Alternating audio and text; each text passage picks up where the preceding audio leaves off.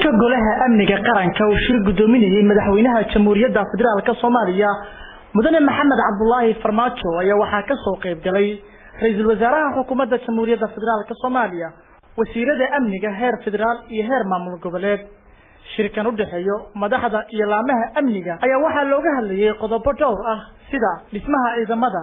la dagaalanka al-shabaab qorshaha difaaca qaranka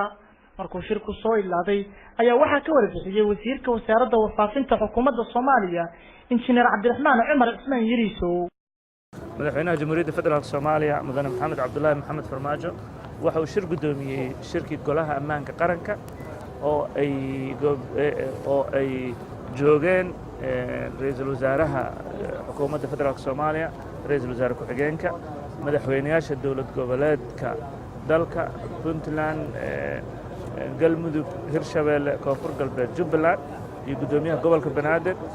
wasiiro taliyaasha ciidamada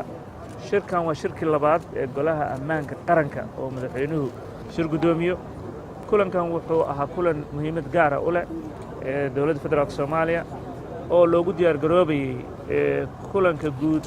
ee 4 bisha December ka dhacaya magaalada Muqdisho oo beesha caalamka iyo dawladda federaalkaba uga hadlayaan sidii Soomaaliya loo maalgelin lahaa nabad sugidda iyo amnigeeda looga hadli lahaa ciidamada AMISOM sidii ciidamada xoogga dalka ay u bedeli lahaayeen kulanka muhiimka ah waxa looga dooday arrimo badan waxa la isku raacay in si wada jir ah dawlad goboleedyada iyo dawladda federaalkaba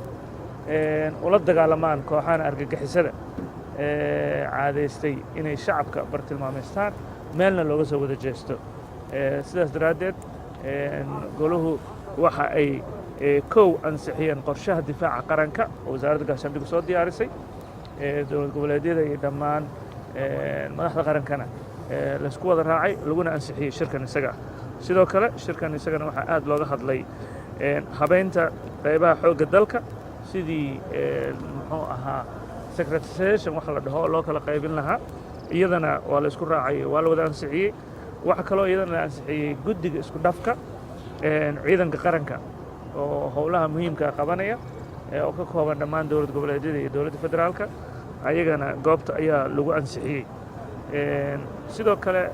wuxuu ra'iisul wasaaruhu warbixin ka bixiyey muhiimadda uu leeyahay shirka soo socda December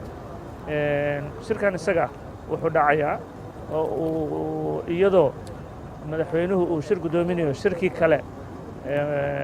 madasha qaranka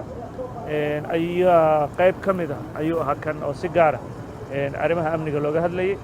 kii kale shirkii guud madaxda dawlad goboleedyada iyo gudoomiyaha gobolka banaadir iyo madaxda qarankana dhowaan ayaa laga soo saari doonaa warmurtiyeed laakiin shirka maanta wuxuu ahaa golaha ammaanka qaranka oo madaxweynuhu shir gudoominayo mahadsantiin